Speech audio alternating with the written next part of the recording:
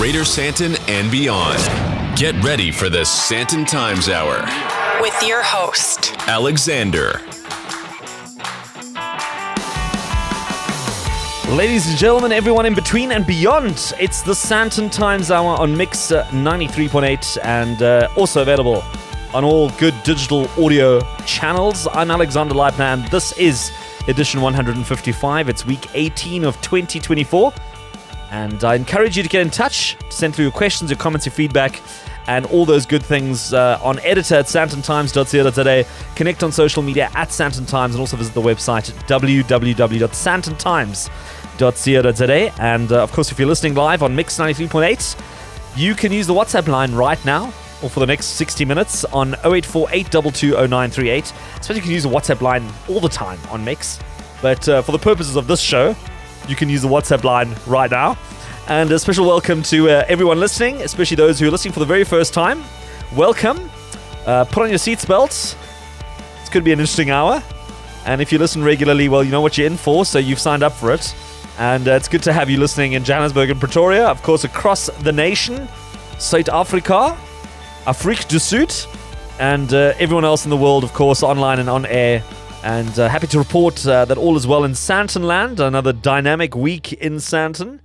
And of course, I'm joined by my technician, my sound man, Vincenzo.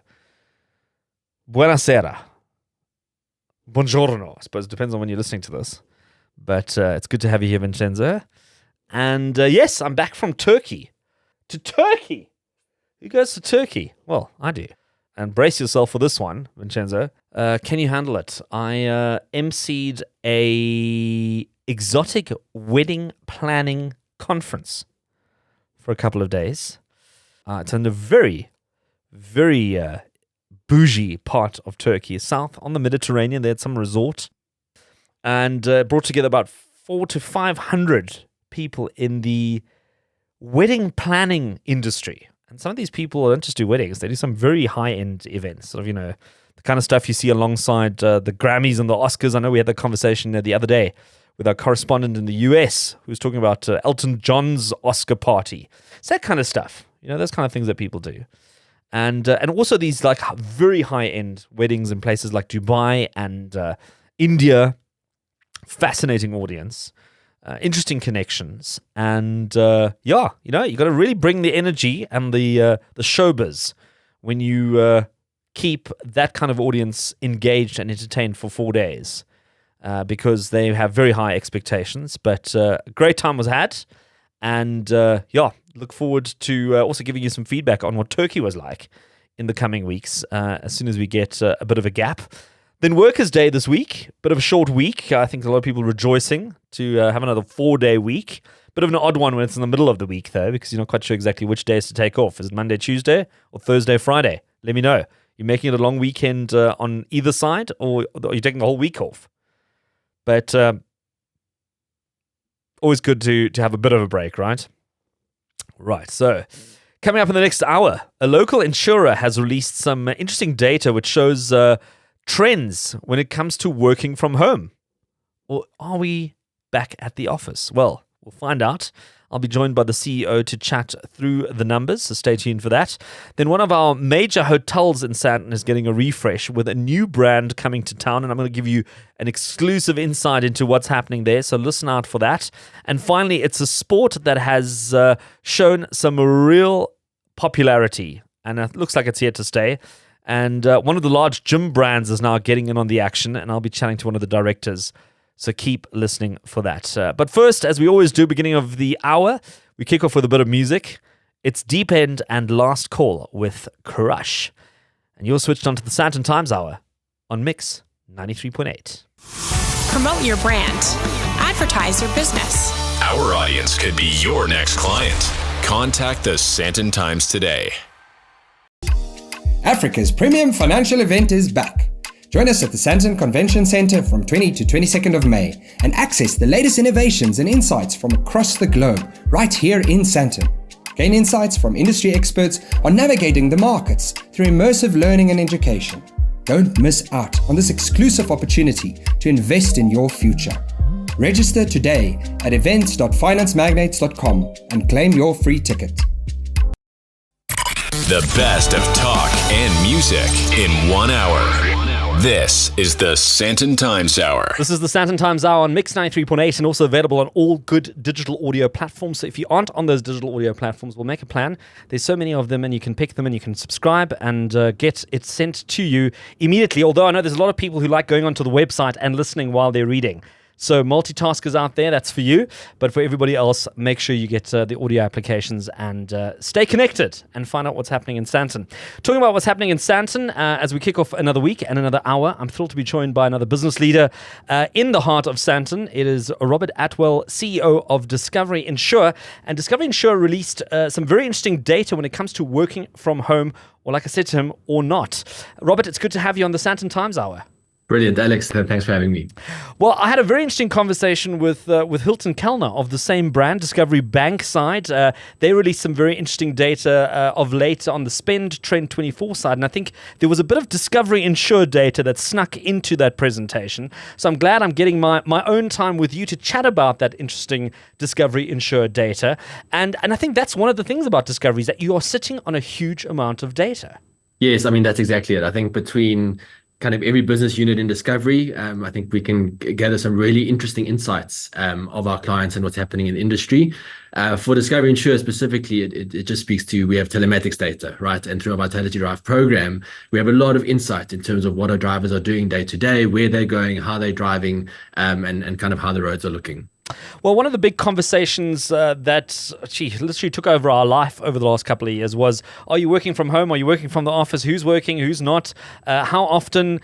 And I feel like we've kind of gotten over that, but I think your data might show something slightly different in terms of how many people and how long those people are working from either home or from the office.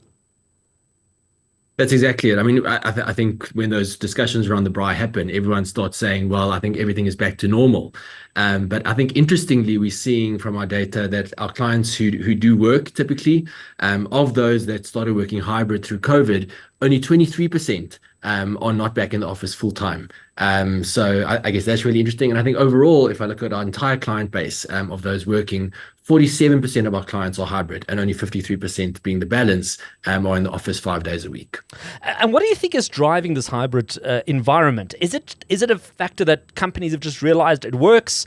It keeps people happy. It's something that we're now used to because obviously it's not the pandemic that's driving it anymore. Or is it factors like load shedding where people are stuck in traffic for hours on end? They're not being productive. They're not getting stuff done. What kind of insights are you gathering from this data? No, sure. I mean, from our side, I mean, we're seeing definitely it's a big part of an employee value proposition in terms of specifically maybe more niche skill sets. It's become the norm that you offer those employees some sort of hybrid option in terms of work-life balance. And then I said there is definitely some sort of pull factor where corporates are saying for certain skill sets, we do require you in the office. There's bespoke technology involved, whether it's telephony in call centers or whatever the case might be, or for the sake of collaboration, we need you in the office face to face. But I think it's just becoming a feature of how we operate in a work environment. So what does hybrid working translate into in terms of numbers or days or hours? What are we talking about here? Yeah, so from our data, what we're seeing is that 75% of our workers go to the office kind of more than 3 days a week. 14% only go to the office really once a week. So we kind of, I would say that is fully hybrid or very flexible. But I'd say more than 3 days a week, 75% is quite a reasonable flexibility level. And if I remember the data correctly, from the Spend Trend 24, people were driving further for longer. Have I got that right? That's exactly it. They're driving further for longer. And then we're seeing that there's significant pressure on our clients in terms of their fuel spend. So a while back, we actually released a spend factor report speaking around fuel consumption. And we're seeing that consumers are under significant pressure. They're driving further, but they're also choosing to not take the short trips if they can choose to do so. It's very interesting. I mean, I see the data also suggests that Friday is a shorter time spent in the office, which doesn't surprise me at all. I feel like this is also like a pre-COVID thing, never mind a post-COVID thing. But what kind of exactly? What kind of other trends are you seeing in terms of the rest of the week? Yeah, so from our side, we're seeing Wednesdays being the most popular day to go to the office. More than 80% of our drivers go to the office on a Wednesday. So if you do want to manage kind of time on the road or manage fuel spend, you should definitely leave earlier on a Wednesday. And then, as you said, not surprising, Friday being the least popular day to go to the office. So if you want to avoid traffic, you should choose to go on a Friday, but the office will potentially be empty for certain environments. Well, it's a very interesting conversation. We're talking about the Discovery Insure data that's been released with regards to working from home or working from the office, or a little bit of both. I'm chatting to Robert Attwell. He's the CEO of Discovery Insure, and we're going to delve a little bit more into these numbers and into this data. We're going to take a quick break, and we'll be right back after this. The best of Sandton and beyond. You're listening to the Sandton Times Hour. The latest news. The biggest names. The best destinations. The hottest entertainment. This is the Sandton Times Hour. This is the Sandton Times Hour on Mix 93.8 and available on all good digital audio platforms. And talking about the best destinations, well, some people might say it's home, some people might say it's the office, and some might say it's a little bit of both. But here to chat to me about some of this data that's been released by Discovery Insure is the CEO of Discovery Insure, Robert Attwell. And Robert, we've been chatting about just some of the sort of broad outline of some of the findings that you've had in this data. How often is this data sort of delved into, and what do you do with this data as Discovery Insure? I mean, how does this help you plan or make decisions as to what the business does or doesn't do? Yes, no, certainly. I think for us, really one of the major drivers of accidental damage risk as an insurer is obviously how much people drive on the road. So really from kind of COVID lockdown in March 2020, we've been tracking this data really, really carefully. I think at the time it was so critical that we recognized that clients weren't driving, and we gave them back some of their premiums. And it was quite important for us to see how those hybrid stats normalize and how our exposure to risk changes since kind of COVID. And it really speaks to how we charge our clients, right? If we had to assume everyone is back in the office like we were pre-COVID, we would potentially be overcharging clients. So from our side, it's really, really valuable data to make sure that the premium we charge our clients is relative to the amount of risk in the current space we're in terms of the hybrid environment. I suppose it might almost be a bit of a self-answering question, and maybe it isn't, but it is people working in a hybrid model, does that prove to be more risky or less risky for an insurer? Yeah, so from our point of view, there would definitely be less accident risk. So if you're driving less, there is less accident risk. And I guess then how our program works is that we would give you kind of more rewards. There's higher chances to get higher fuel rewards because you're not driving and managing your risk in a better way. That said, it depends on where you park overnight and where your car is during the day to manage theft risk. But generally, we see kind of clients who have their vehicles at home locked up, generally safe as it would have been at the office. Very interesting. I mean, if I had to isolate the Discovery Insure staff's data, what would it tell me? Are you, as a leader of the business, are you into hybrid work? Is this something that you believed in, or have you called all the troops back to their desks? And does it make more sense for everyone to work from the office? No, sure. I mean, I'll maybe speak to myself personally and our leadership team. I think we firmly believe it's really hard to lead remotely. So we've taken a fairly strong stance that myself, I'm in the office 5 days a week.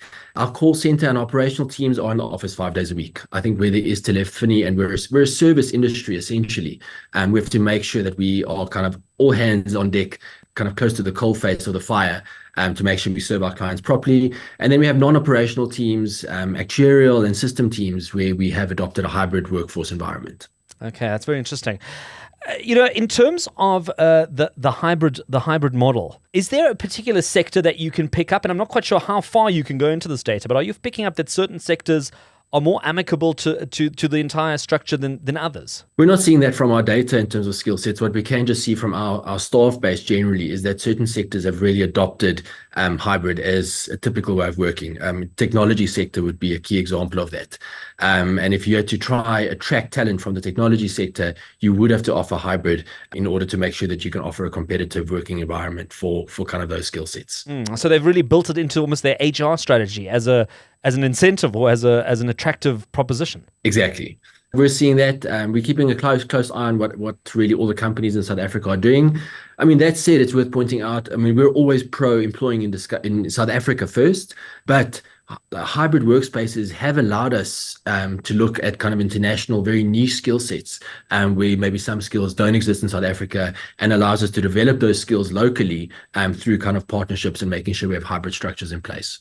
I mean, the wonderful thing about the data is the incredible insight that it provides. But I know one of the things that people always flag or always concerned about is, well, how much of my data is out there, and who knows what I do or where I go or how often I drive past some of my favorite drive-thrus.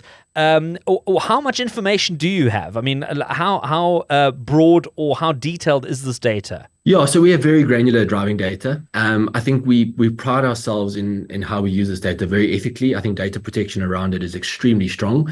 We're very vocal about the fact that we only use telematics data to confirm time and location of an incident, and really for the safety features of a product. So we're very firm around at claim stage, not using that data to see whether you were speeding at the time. I think that would just really detract from the value proposition. What we really set out to do was help show you how you drive and encourage you to drive better. And I think we've managed to do that. And through that, the program has worked remarkably well. Robert, as a business leader in the insurance space, what are some of the themes or the topics that are keeping you up at night? What are some of the things that you're focusing on now that's really a pressing issue in the insurance space right now? No, sure. On our side, we're definitely seeing a massive shift towards kind of extreme climate events. I think last week we had really the significant winds in the Cape. We've had the massive hailstorm in November last year. We've had KZN flooding again. Extreme weather events are becoming the new normal, and we're figuring out how to deal with that. Really, from our side, the power crisis seems to be, the risk seems to have reduced significantly. I think we've had a few weeks of no load shedding at all. Typically, load shedding results in power surge claims for insurers. We're seeing that really coming under control, and that's been really pleasing. And I think overall, kind of, we're seeing violent crime and theft also reducing, which I think is really a powerful trend and a positive message in South Africa. That is indeed. And I mean, also your services and your data then also plug into the bigger Discovery universe and environment, because whatever happens or doesn't happen on the insurance side, if you're part of the bigger universe, also impacts some of your other benefits or your other, I don't know, Kauai smoothies or popcorn at the movies or whatever it is that you get. Isn't that right? No, that's exactly it. I think the program has done remarkably well in identifying a type of person, a person who's willing to manage their risk and kind of get maximum incentives through it. And if you just think through it practically, it makes complete sense. If you're a better driver, the chance of you having a life insurance claim or a death claim, very tragically, is much lower. Discovery Insure set out to reduce road fatalities on our portfolio. And I think to date, none of our diamond drivers had road fatalities, which is something that's really powerful. But if you just think of the synergy with a life insurer or a health insurer, it becomes even more powerful over time. And one of the interesting points, I think that also came out of Spend Trend 24 was the philosophy that if you are somebody who looks after your health and wellness or after your finances, it'll also translate into the other elements of your life. So, your risk or whatever else sort of makes up your existence. That's exactly it. We see it's very uncommon for someone to only look after their finances and not look after the balance. They typically look after finances, kind of health, and then their driving behavior at the same time. Amazing. Robert, before I let you go, any major plans for this year for Discovery Insure, without giving away the game too much? Yeah, so our updated product launch happens in September, so I can't speak too much to that. I think we launched some incredible new benefits in September last year. Some of them would be, we partnered with Takealot to offer power surge protection devices for clients. Through that, we offered a new plan type. I think just given the current economic climate, people are under significant financial pressure with interest rates rising, hopefully coming to a plateau now, really making sure we can offer a product for our most price-sensitive clients as well. And we always try to innovate, and we're always going to make sure that we bring something relevant to the market. Oh, it's very interesting, and it's been great chatting to you. Discovery Insure CEO Robert Attwell, diving into those Discovery Insure numbers or data that's come out, looking at working from home. And interesting to see that it's one of those things that have stuck around after the pandemic. We always used to be talking about the new normal, and then nothing happened, and then we all went back to normal. But there is a new normal of some sort when it comes to the work environment, and that's interesting to see. It's the bottom of the hour. We're going to take a quick musical break and more of the Sandton Times Hour right after this. Back for more? The Sandton Times Hour continues. Well, I sure hope you're back for more. This is the Sandton Times Hour on Mix 93.8 and also available on all good digital audio platforms. This is the second half of the Sandton Times Hour. I'm Alexander Leipner, and that was Saxena and Enrosa with Ain't No Sunshine, a remake of that all-time classic. And I don't know if it's better or worse than the original one. Let me know. If you caught something intriguing during the show, but you missed some of the details, don't forget you can head over to the sandtontimes.co today, explore all the details on the show notes, extra links, some more reading, breakdowns, all those things. So don't stress if you're listening to the hour and didn't get some details. Well, you can always catch up online. And also don't forget you can connect with the Sandton Times on social media at Sandton Times, and also join the conversation there with a post or a DM or a voice note or whatever it is that you choose. You can do that, and it's always good to hear from you. Well, we spoke to him a couple of weeks ago regarding development of a shopping nature in Sandton. He returns again once more with a whole nother conversation around hospitality. Here is Alexi Cavaleros. He's the head of international acquisitions at the Cavaleros Group. And Alexi, it's good to have you on the Sandton Times Hour again. Great. Thank you very much for having me, Alex. Well, Alexi, this time we chat hospitality, as there are some interesting developments happening in and around I think it's 138 Rivonia Road, if my geography is correct, or my street map reading is good. But before we get into that, I have to ask you, how's developments coming along at LXX Sandhurst? LXX is full steam ahead. The tenants are taking their beneficial occupation at the moment. So yeah, things are rocking and rolling, and we are very excited to open our doors. Well, fantastic. I'm sure we'll still chat about that as that comes along middle of 2024. But as I've already indicated, we're talking all things hotels. And you announced a strategic partnership with Minor Hotels, not a minor name in the hotel industry, mind you. They have teamed up with you to do a rebrand of what is the current or soon to be past Hilton Sandton. Tell us a little bit more. Correct. The hotel's been a Hilton hotel for the past 20 years. It's quite an iconic name in the Sandton area, even for South Africa. Hilton Sandton, it's recognized throughout the whole world. And we understand the rich history behind that. As the management agreement was coming to an end, we felt we needed change. We went out to basically every hotel brand there was. Through a long process, we fell into Minor. And we just feel that Minor Hotel Group and the Cavaleros Group we very aligned in what we do. We're big enough to compete, but small enough to be under the radar and to know everything about our business. Well, I've had some engagements with Minor Hotels. They've got a couple of well-known hotel brands across Africa, and I've had a chance to also visit some of those properties, and they are quite notable. Now, an interesting thing is that this is going to be the entry of a new brand for them, NH Collection Sandton, and they'd already indicated that they are interested in some properties in South Africa. But what does this mean for the property itself? Because this obviously means some extensive refurbishments, aligning the actual physical building with the NH Collection brand? From the 1st of July, the Hilton Sandton brand will come to an end. We will then open the doors on the 1st of July once again to NH Sandton, just the normal NH. That will be what we call a soft brand, just for the meantime. The hotel will inevitably become an NH Collection, which is their ultra luxury 5-star business hotel. The hotel is going to have an extensive renovation done, every single bedroom, all the common areas, the conferencing and wedding facilities. We estimate it to take between about 2 to 3 years. But we're not going to shut the hotel. We're going to do it in complete phases, where we will start with certain areas and then we'll go floor by floor, room by room. And what can people expect from this refurbishment? Are there any specific features or elements that you have to bring in to align this with the international brand? So their brand standard is actually about 500 pages long. So we're still working through that with our design team. But what I can guarantee, it is going to be a landmark in Sandton. It is going to be the business hotel of Sandton, and that's where you're going to want to stay. We really want to try also and activate our food and beverage. We feel that we have slept on that quite a bit, and we're going to try and unlock. Give Sandton some more F&B. Well, it sounds very exciting, and I think it's always great to see new developments come into the heart of Sandton.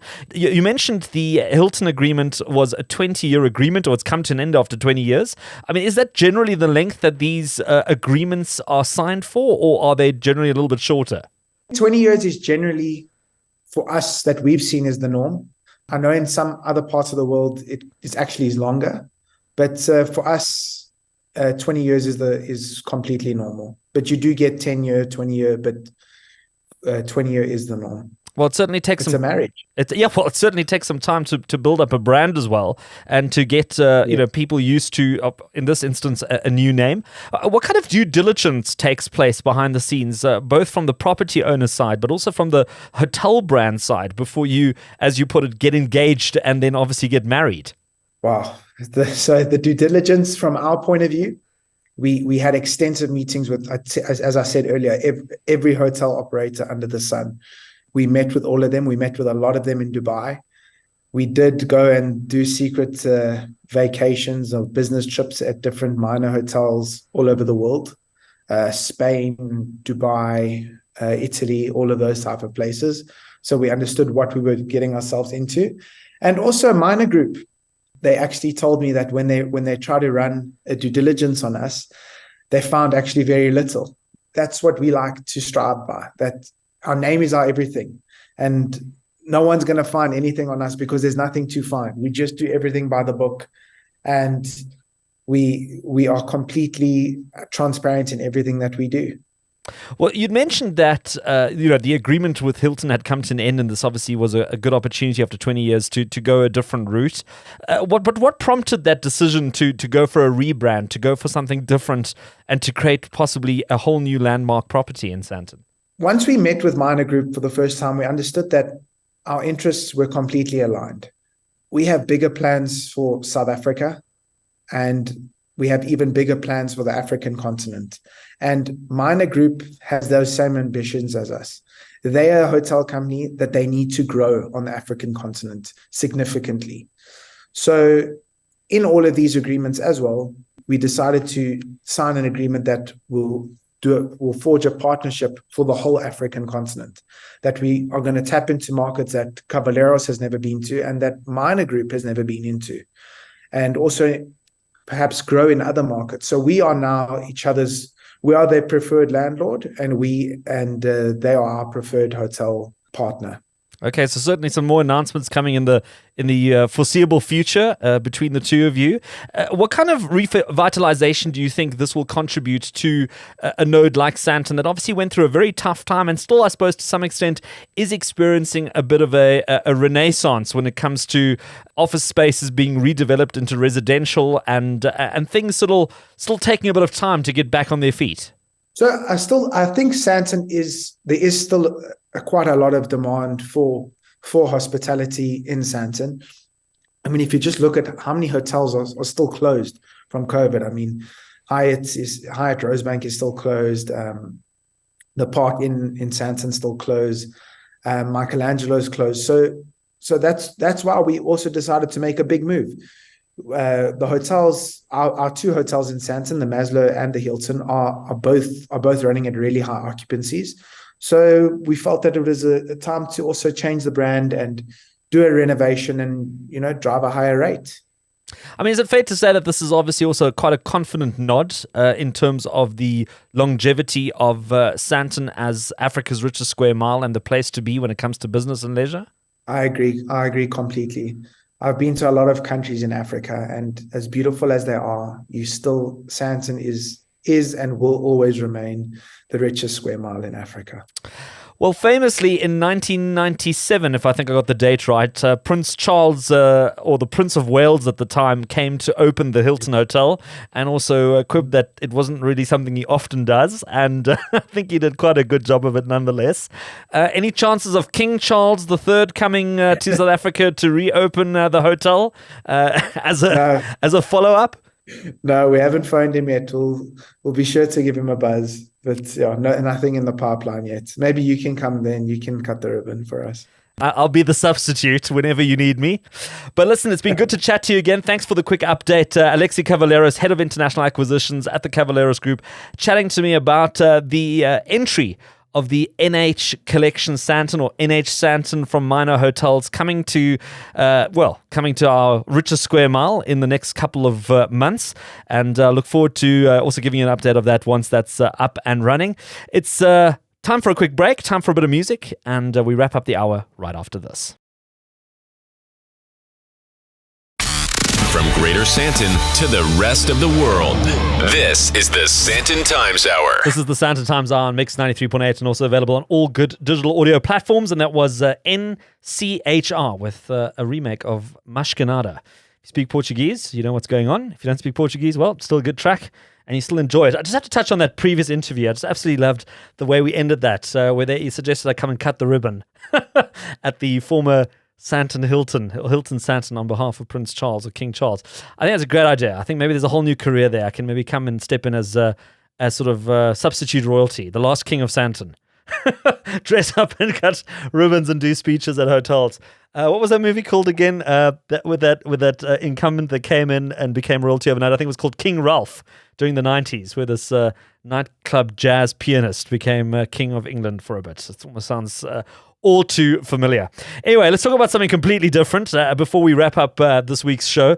And Padel or Padel, we'll find out soon which one it is, has absolutely taken off. And no surprises that Virgin Active has also stepped into the arena or the paddle court in this particular instances.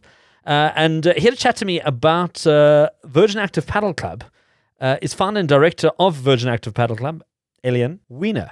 Elian, good to have you on the Sandton Times Hour. Thanks, Alexander. Good to chat to you about Padel. Well, listen, I mean, full disclosure, I enjoy a bit of Virgin Active myself. I enjoy the Alice Lane Club, and it's fantastic, and they've got all kinds of really fancy and bougie things, and I don't know if it makes my weight loss go faster. I just feel better about it once I've walked out of the club. Now that you're also offering paddle or padel, and you can just correct me now as to which one it is. I mean, this is a whole nother ball game for the club. Yeah, I think from a Virgin Active perspective, certainly they saw what was happening in the fitness arena. They certainly saw what was happening with padel and how quickly the sport went from a fringe sport to pretty mainstream. And they obviously decided that it would be an important part of the mix for what they offered their customers. So we had originally started as Epic Padel, and we had built a couple of padel clubs. And Virgin Active approached us last year, and we did it. We had an agreement with them, and now we are Virgin Active Padel Club, and we are basically rolling out padel clubs all around the country. Most at Virgin Active sites, but still some at standalone sites. So definitely, it's a great value add for Virgin Active, but all of our clubs are available to the public, so you don't have to be a Virgin Active member to play at any of our clubs. Well, Elian, how big is big? I mean, because, when something grows to this extent, I mean, when you see country clubs that have been around for the last 1,000 years, where the last development was, a horse and cart parking lot, suddenly deciding to tear away chunks of the country club and put up paddle courts. I mean, we're going to have to be talking about some serious numbers here. I mean, do you have a bit of insight for us in terms of what makes it a mainstream sport to the extent that companies are prepared to put and invest this kind of money? And I mean, I know a paddle court isn't cheap, never mind building 6 of them next to each other. We can base our estimates on the numbers that are coming through from Playtomic, which is the booking app that most of the clubs in South Africa are using, which in itself has been incredible for the sport. We're probably looking at north of 100 to 150,000 unique players a month that are playing paddle in South Africa. So, to go from 0 3 or 4 years ago to, let's call it 150,000 unique players a month and growing rapidly, you've got to believe it's mainstream. I mean, we're talking numbers now that are, active players that are bigger than squash and, probably bigger than tennis right now on a regular basis that people are playing. And what do you think makes the sport so attractive to people? Because I know people from all walks of life, I mean, across the board, ages, the whole lot are picking up a racket and saying, well, at least want to try it once. And before you know it, they're playing every Friday. Yeah, I think it's the same reason why I got into this industry. I've been a tennis player my whole life, tennis and squash. The first time I walked on a paddle court about 3 years ago was in Century City in Cape Town. And I knew straight away from the first 2 minutes that I was completely hooked on the sport. So I would say that, the first thing is that it's really easy to learn how to play. It takes quite a short period of time before you can play at a level that is already fun. I mean, I love tennis, but goodness, it's actually quite a difficult sport. If you didn't play tennis as a kid, it's tough. Yeah. Like as you get older to get to grips with it, and you'll end up chasing the ball and picking up balls most of the time you're out there. Padel's different. Within 10 to 15 minutes, you are having rallies already. So you can take 4 people who have never played padel, who have barely played racket sports, and within probably 10 to 15 minutes, they are having rallies, having fun. There's something addictive about the feel and the sound when you make contact with the ball, when you strike the ball. So that's fun. It's super social. So, I think because the court's a bit smaller and it's quite a little bit more intimate than tennis, it becomes extremely social. So you have a good laugh. We've also designed the clubs to make them very social. They're all modern. They have great food and beverage. They have social areas. So they're kid friendly. So I think we've created environments that are very inviting for people. And I just think that, South Africans have resonated with that. It's a new form of socializing. I also think we've seen a little bit of a move away from the sort of like pub drinking culture, especially amongst younger South Africans, and towards a slightly more health conscious form of socializing. And padel provides the perfect opportunity to do that because you can also do it in a relatively short period of time, 60 to 90 minutes versus like golf, which takes 6 hours. This, you come in, you play your hour, your 90 minutes, and you socialize, you move on. Right. I mean, you've opened two clubs now in Gauteng, one being at Old Eds. What are the plans now in terms of expanding this? I mean, and also, it'd be quite interesting to know what is the saturation point? I mean, what is the expected trajectory in terms of opening paddle courts? We've actually got a couple more in Gauteng. So we originally opened Huddle Park about 2 years ago. And then we opened Rand Park. We opened in Groenkloof in Pretoria. And now we've opened up at Old Eds, obviously, which is super iconic. I mean, everyone knows Old Eds in Joburg. I used to go there when I lived in Joburg. That was my gym. So that we opened up at Old Eds and also in Ormonde, which is in Joburg South. We've also got plans to open up indoor courts in Lone Hill, Centurion. We've got a whole bunch more planned. So for us, it's really about finding great locations with great communities and offering them a great product. Yeah, I think that the sport is still gaining traction. So I think it will become even more mainstream. There's a high stickability. So I think people will continue to play. And that's what we've seen. Sure, you have some drop off, but there's a lot more people that tend to stick.